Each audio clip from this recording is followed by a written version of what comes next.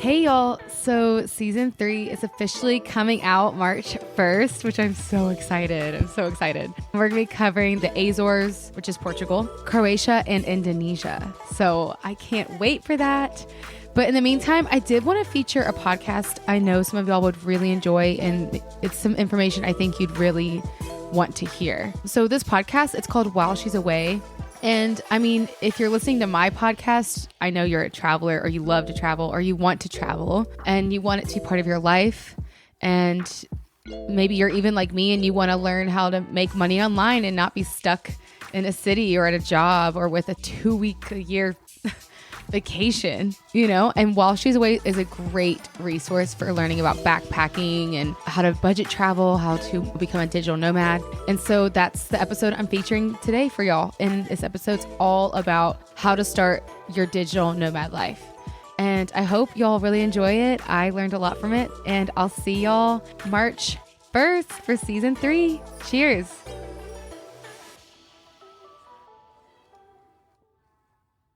So I'd chucked away all the income I was having and basically started from scratch. And it was so scary because I was kind of like, have I made the right choice? Is it going to work? I have no idea. I've got no income coming in right now. Are people going to pay me for this new service? There were so many things. You really have to believe in yourself. Like, that is the one thing you have to believe, like, it will work if you keep working towards your goal.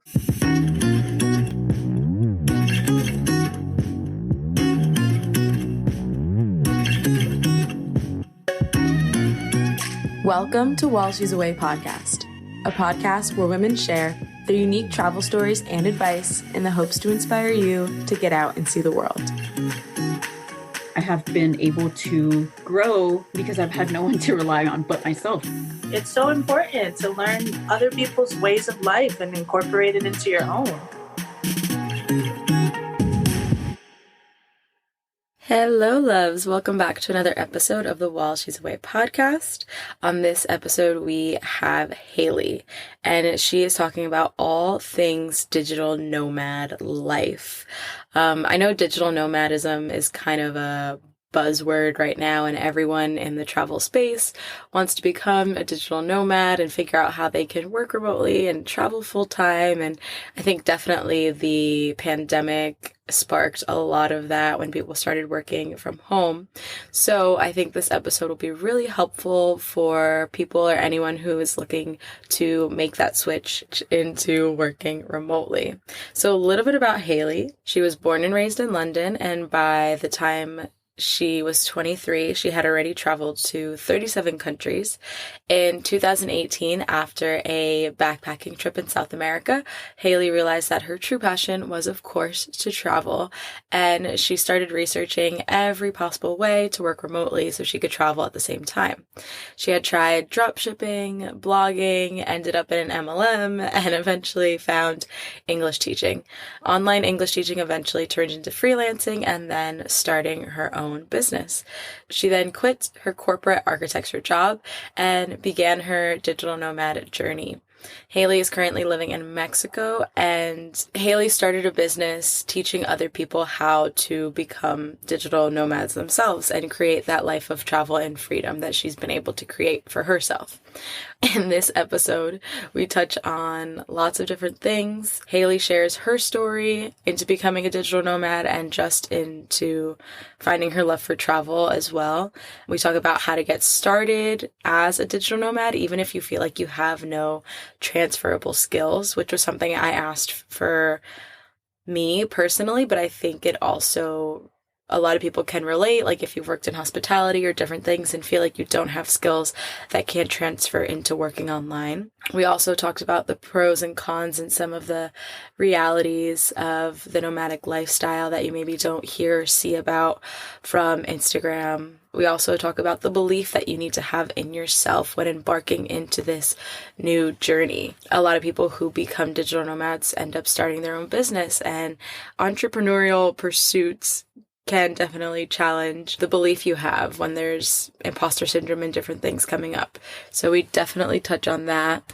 And she gives 4 ways to become a digital nomad, kind of 4 different categories, and you can mix and match or choose one for yourself that you would like to pursue one area. And at the end, we briefly do talk about the importance of investing. I think there's definitely plenty in this episode for you to get out of and learn from. And if you want to get in touch with Hayley, her website and Instagram are linked in the show notes, and she also mentions it at the end of this episode. If you enjoyed this episode or have enjoyed other episodes, definitely rate, review, and subscribe. I really, really appreciate it. And I hope you enjoy this episode. Thanks for listening. Hey, Hayley. Welcome to While She's Away podcast.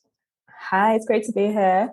I'm so glad to have you, and I'm really excited to get to chat. Let's get started with you just introducing yourself to the listeners. Of course. So I'm Hayley and I'm a digital nomad, originally from London, but I've been traveling the world for the past 2 years, working online, doing various different jobs, trying it out to see what I like. And I'm currently in Mexico for a few months, just working and building an online business. Amazing. I want to get into all of your digital nomading things because from your Instagram, that's kind of your area of expertise. No, like you help others become digital nomads, and that's what you do yourself, correct? Yeah, that's exactly right. Awesome. And so before we get into all the details of digital nomadism, can you explain to the listeners for people who don't know, I feel like at this point, everyone knows what that is, but what exactly is a digital nomad? Yeah, of course. So basically, a digital nomad, I always say that it's kind of like a fancy term because a digital nomad, it's not a job, it's a lifestyle. So it's literally somebody who works remotely, but they obviously have the freedom to travel, be location independent and travel the world. I think it would be really helpful for listeners to hear like you speak about your digital nomad journey. Can you share with us how that started for you, what you were doing beforehand, and how you kind of got into it? Yeah, of course. So I was previously studying architecture. So I was planning to be an architect, finish my studies at university, just the first half of it anyway. Went into a 9-to-5 job straight away. And honestly, it was the worst thing I've ever done. Some days where I was doing like 14 days, going home at 2 a.m. and coming back the next morning. And I started saving money. I like finished that placement because it was part of my studies. Went backpacked around South America, kind of realized that I didn't want to do that route. Realized there was like more to life than just living in an office.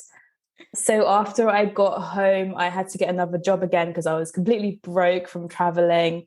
I went back into architecture just because I needed the money, but started to look at different online incomes on the side. So was doing my like 9-to-5 job, like 37 hours a week or whatever, and then trying to put in work into my blog, into social media.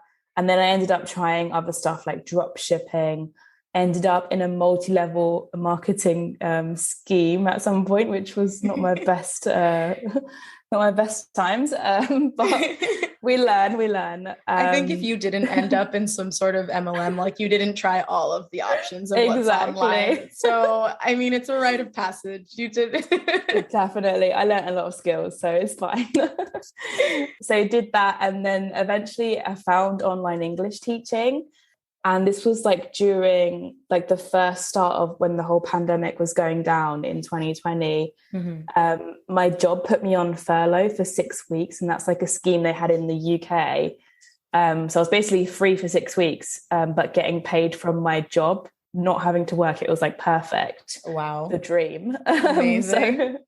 So I did like the TEFL course and like started teaching English, and then it just took off from there, and that kind of like spiraled basically. And the following month when they brought me back to work, I was doing like the 9-to-5 again with like 15 hours of online teaching. And then I eventually decided like this is enough work for me, like, and handed my notice in for that job, went full-time with teaching, which meant I was obviously like self-employed. From that, obviously with the pandemic, meant we couldn't travel. So I was like a digital nomad working in my bedroom. Oh Also no. not the dream, not the dream. Yeah. But eventually managed to leave the UK, went to Bali for like 6 months, went to Egypt for a month and was just teaching English from them countries full time, making a pretty good income. And then basically it's kind of been like another journey again. So online teaching is amazing, but it's not like what I want to do forever. So started like transitioning into other work again, building like a portfolio for like social media management, like freelancing and graphics and stuff. So now I've transitioned into that full time again and gone to Mexico, which is really great. And another reason I switched from teaching was I couldn't teach English in Mexico because the hours were like so bad. So yeah, that's where I am now with online work. There's still like other things. I'm always trying like new things out and like seeing what's out there and just keep growing different online income sources. What I love about what you said is your willingness to transition and try different things. I mean, you started off with architecture and ended up trying drop shipping and MLMs and blogging, and then got into English teaching and are now doing, this whole other thing. And the one thing that stuck out to me was just your willingness to change and adapt and try new things. Were you trying all of those different things because of the drive that you knew that you wanted to travel full time? Definitely. It was always about like making money and having the freedom. And obviously I've found ways to do that. Some of them I wasn't like the biggest fan of, and I knew there was like more out there. So you just kept moving with different stuff to find, I guess, like I still feel like I'm not fully there with my purpose or whatever. And I feel like there's more for me. So I just keep looking for it. And keep kind of creating it for yourself. I mean, you've come a long way. I think it's easy to be like, oh, I'm not there yet. But you can also look back and see how far you have come and how much you have learned and how much grown, and appreciate that and know that there's still more for you to go, but you've come such a long way. Yeah, exactly. And I feel like each thing I've done has like taught me something different. It's either like built my confidence, it's taught me like a certain online skill, it's like made connections with different people. So it all helps like in the end. That's amazing. Who were you teaching online for? Because I did some English teaching online as well. So I was teaching for a company called Amazing Talker. They're like Taiwanese. I still like recommend people to go and work for them because they're really good.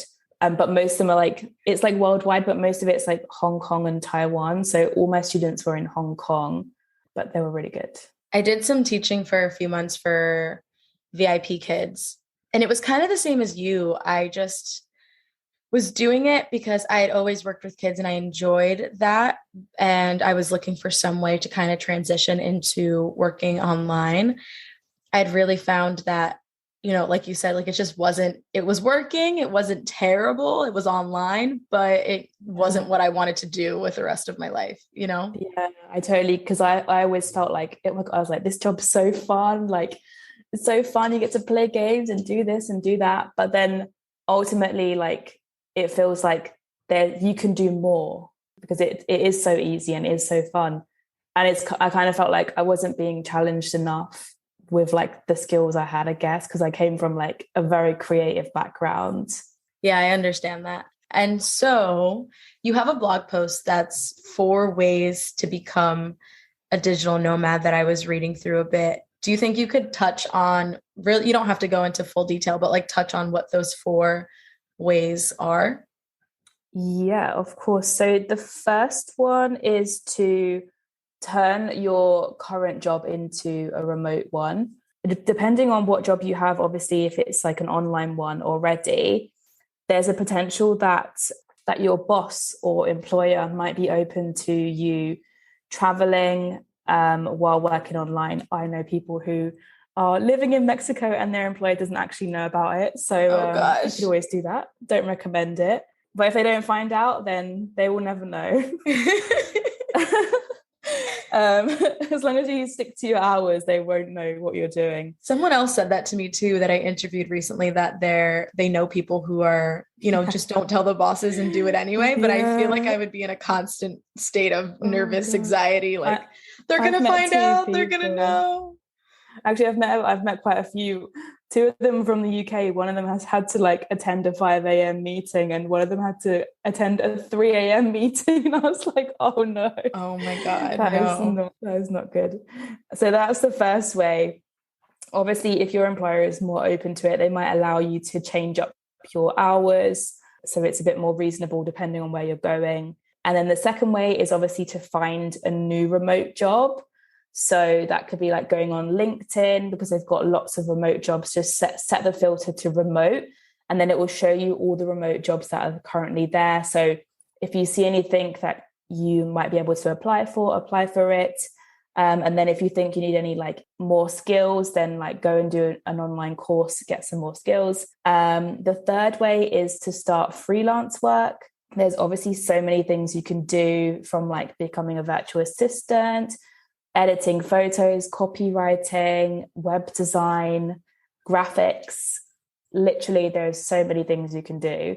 And that will allow you to work for yourself fully, pick up clients. And then typically you won't have like a set hours. You just might have to meet at a certain time for like a call or something with your client. So that's like how I work. I find that's the best way. And then finally is to start an online business. It's kind of like a mixture between freelancing and having a business, because obviously at the start of a business, you might be doing some freelance work.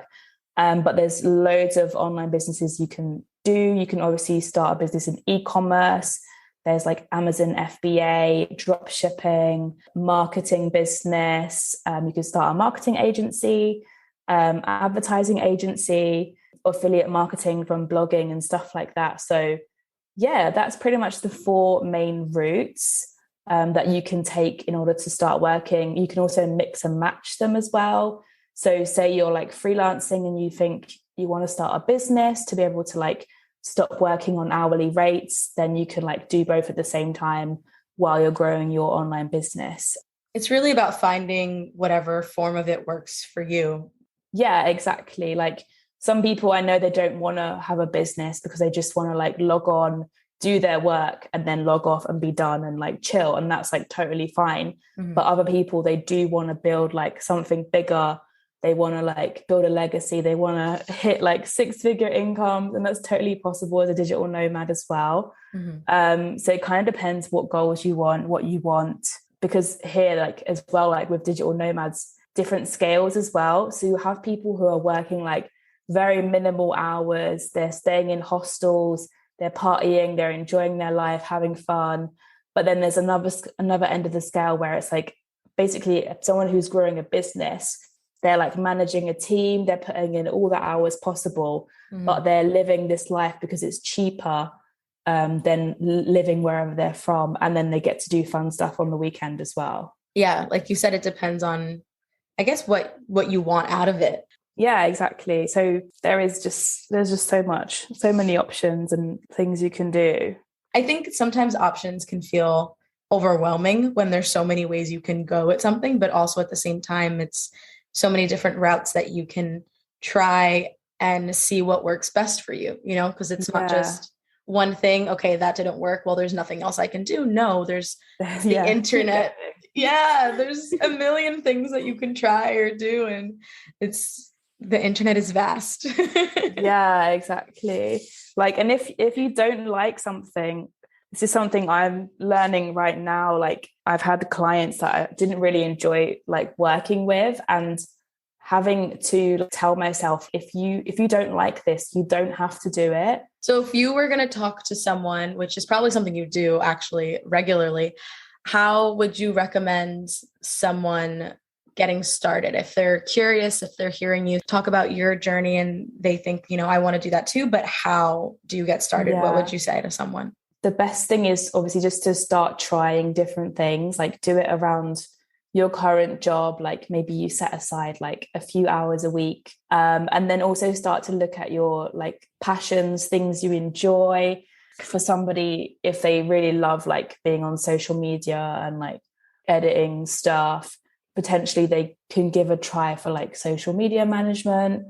If they're like coming from like, I don't know, like a finance background, there's like options to do like accountant freelancing and stuff like that, become a bookkeeper. So it's like, look at what skills you have and how you can use them for like remote work or self-employed work. And obviously like right now as well, especially because of what happened with the whole pandemic, so many jobs have gone remote. If you want to be remote, like look for an online job online. Like there is so many now. So many companies have like ditched the office or they're open to full remote working. Mm-hmm. Like take a look. There might be like your exact same job, but for a different company working remote. So I think it's a lot easier than pre-COVID. Yeah, 100%, definitely. And so a lot of what you talked about was using transferable skills. Like, what are you doing now that you could kind of transfer into something online? What would you say? And this is kind of me asking for advice for myself, by the way, as well, because for me, like I've always nannied, or someone who's always been in the service industry or hospitality, or doesn't feel like they have any transferable skills. What would you say to someone in that position? I would say that you do, because your skills are like working with people and like communicating with people. There is jobs for that. You could potentially be an online project manager because that's working with people. There's like customer service jobs online, things like that. Like everyone's got a skill from whatever job they do. And then potentially just look at some things that you enjoy, like any of your passions. Obviously, teaching is a great one to get started with. And I think a lot of times too, the things that come up with this, like exploring a new area, a new space that you've never kind of worked in before. I don't know if it came up for you at all, probably, but just the fear of putting yourself out there. I guess there's a big like mindset portion of this, feeling that you're capable of doing something like this, that you are mentally, able to do these things. What challenges do you think you faced kind of with that in terms of fear and your mindset when venturing into this new space? And what would you say to someone else who's struggling with that? Yeah, I've definitely had them. I literally had them like pretty recently when I switched to this like new career change. And kind of my fears were like, because I'd finished all teaching. I had like stopped it because I was like, I want to travel the rest of Egypt and not work and just enjoy myself. So I'd chucked away all the income I was having and basically started from scratch. And it was so scary because I was kind of like, have I made the right choice? Is it going to work? I have no idea. I've got no like income coming in right now. Are people going to pay me for this new service? There were so many things. You really have to believe in yourself. Like that is the one thing you have to believe, like it will work. If you keep working towards your goal and things will work themselves out. Like I went home for 2 months after Egypt. So I had like no income. I went home to live with my mum for like in the UK for 2 months in London just over Christmas. But then I booked a flight in January to leave again. And I didn't actually have enough like monthly income then to be going to Mexico technically. But I was like, I want to go already. Like, I can't wait in London any longer. It's too cold. but I knew like I just had to trust myself that it was going to work out. And then like eventually the clients started rolling in once I got here. And now I'm in a great position again where I'm back to where I was before, fully supporting myself, having enough money to like save every month as well or make investments. So that is the biggest one you have to overcome, like believing in yourself and believing that whatever you want to do, you can make money from it. I think what you said is so key, that you didn't have all of the funds and you didn't have all the clients, and you were still kind of, like you said, like before you'd left to Mexico, you didn't fully have it all together. And then once you got there, the clients started coming in and everything kind of happened and worked itself out. And I think what's so important about that is that you took that leap, that you kind of went and trusted that it was going to work out for you. And sometimes I think that's the biggest part, is taking that leap of faith despite all the fear that you're feeling, and just kind of going for it and trusting yourself enough, and trusting that you are putting the work in enough that on the other side, it will work out for you. Yeah, exactly. It's like take a risk. Yeah, you have to bet on yourself, take that risk a little bit, and it'll pay off eventually. Definitely. So what would you say some of the advantages and disadvantages are when it comes to being a digital nomad? I know you have the freedom, which is beautiful, but there's pros and cons to everything. Yeah, there's definitely a few for this lifestyle. Obviously, the freedom is the main one, like being able to move around, travel where you want, when you want. But then with that one, you also have this disadvantage that if you're working on a certain time zone, like with a client, you kind of maybe are a little bit restricted sometimes. So like, for example, when I was teaching kids in Hong Kong, I couldn't go to Mexico because if I'd done that, I would have to work at like 3 a.m. in the morning to be on the same time as them. So there's pros and cons to that. Mm-hmm. Obviously, like moving around constantly gets quite tiring. I find it's better to like stay in one place for a long time. Obviously, as humans, like we kind of do love a routine, and it keeps us like stay healthy and kind of a bit sane, I think. 100%. But then you do get to travel and like live in beautiful places, meet amazing people, and people who like quite similar to you as well, who have like the same outlook on life, which I love. But then you have to say bye to them people as well sometimes. So then that's like another thing. It's a double-edged sword. Oh. Yeah. Like, every pro has like a disadvantage as well. So, but for me, like they definitely outweigh the disadvantages. And one of the best ones I think is that most places around the world are cheaper. So 100%. you get to live like a king or queen in another country. That's not something I could afford to do in my own country. So yeah, it's very good. I recommend this lifestyle. Girl, I feel you on that, because I'm from the US and I'm actually here right now in one of my like in between, like you mentioned, when you're working for a few months so that you can leave again. I'm kind of in one of those phases right now. And the US is so expensive. And I know the UK, I've never been, but I assume that they're probably like, oh yeah, about the same in terms of expense of living. And when you've been to places like South America or Southeast Asia, or, you know, just places where you can live on so much for so little, it doesn't make staying in the UK or the US worth it anymore, because exactly. it's just not worth it. No, definitely not. Like you could live like royalty on like $1,000 a month in another country, and that will be like your own apartment, eating out on a regular basis and not having to like check the price on the menu, going for massages, doing day trips, like going on weekend trips to hotels, like whatever you want. Living your best life. Just living your best. One of the things that comes up a lot, and I was reading Nomadic Matt's recent blog post, and he was talking about how he's in Mexico as well, I believe, and he was going to be going to Guatemala, and he decided to not and head home instead because he was doing a lot of things with work, and he said he didn't want to see another country from behind his computer screen, which of course I understand. And so I feel like that's something that a lot of people would wonder is, how do you find that balance between working and traveling? Because there's no real separation, you know, you're doing both kind of at the same time. How do you find a balance without one of the two things suffering?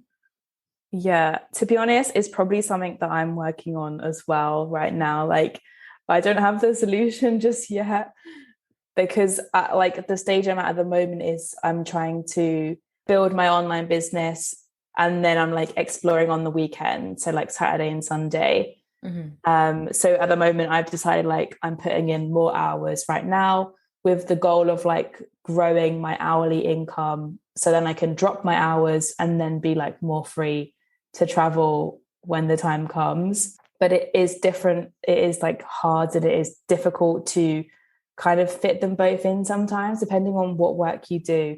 But I find like if you like set your schedule, so you're like working whatever hours, for me, I still roughly do like 9 to 5, just because it's easy. And then like maybe after 5, I'll like go for dinner with a friend, or I'll go to the beach and watch the sunset. And it's kind of about like in the week for me, it's about like the small things.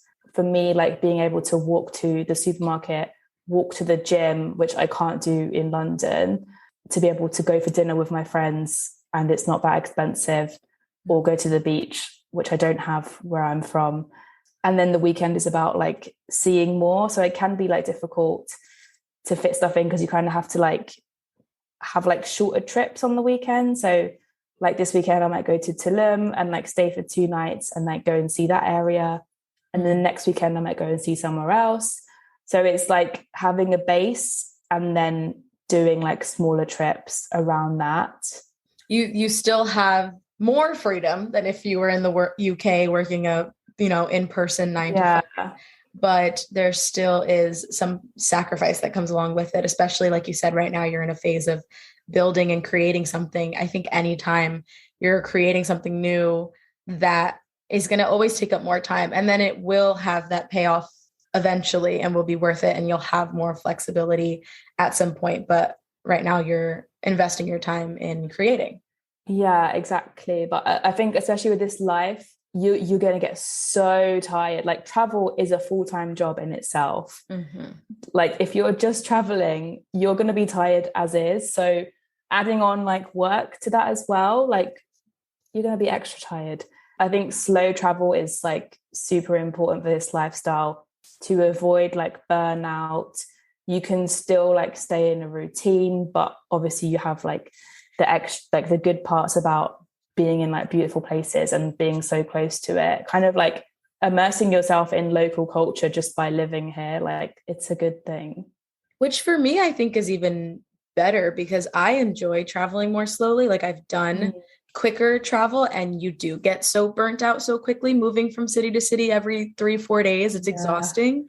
And when you're traveling slowly, like you said, you get to really experience a culture, not just go to the tourist sites, but, explore a place, maybe get to know people more, like have more of a home base, be more immersed in that community and that culture before moving on to another place. And I know everyone travels differently, but for me, either way, whether I'm working remotely or not, that feels like a better way to travel as well. You also, not to go full deep into this, but to touch on it a little bit, you also teach about investing. And I wanted to ask what you think is important for people to learn about that, or why you think that's important to teach people.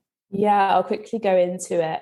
So I'm actually a member of like an online community, which is kind of like a digital nomad community as well, or like aimed at people who are wanting to build something more than the 9 to 5.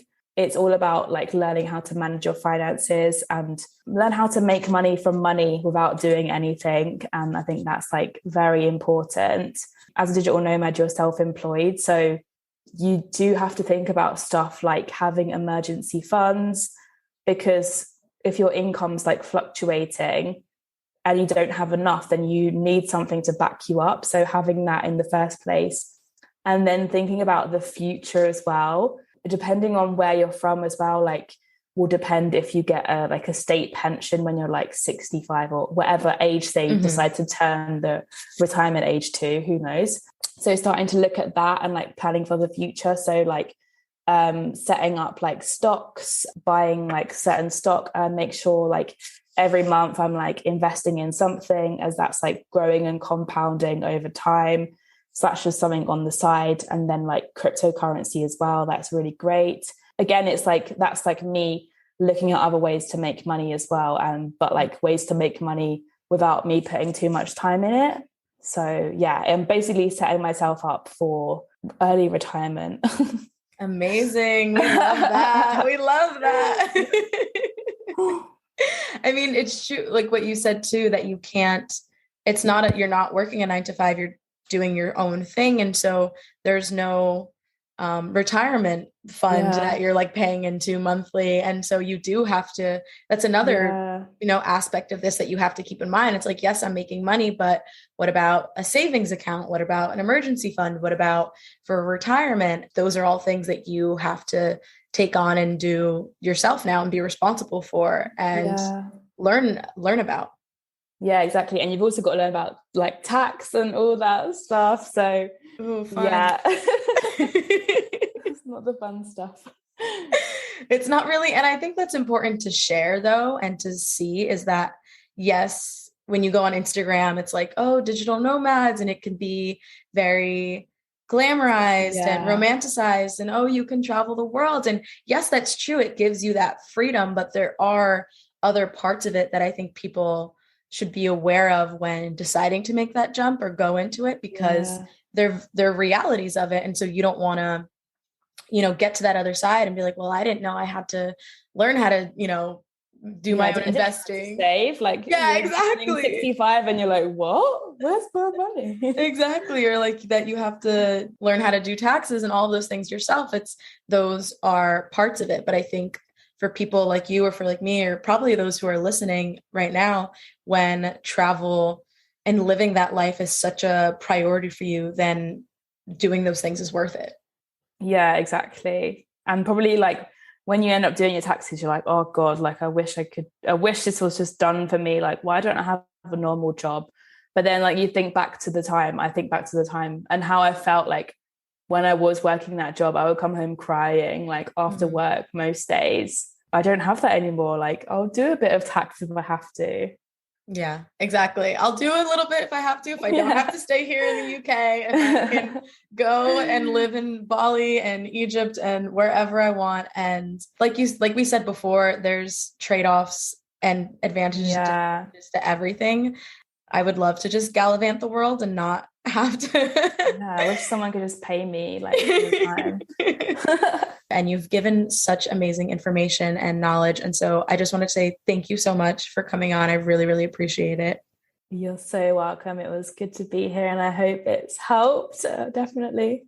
I think it will. Do you want to give your Instagram, your website, all of the things so people can find you, connect with you, and, use your helpful content because it is helpful?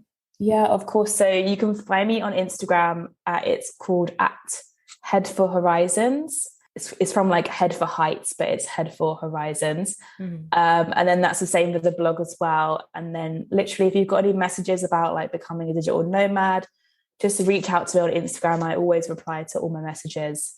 And also don't feel like you're bothering me either. I'm happy to help. Amazing. And she replies quickly. It's yeah, I do. It's amazing. I love it. But awesome. Thanks for coming on. Yeah. Thank you. Well, good to be here.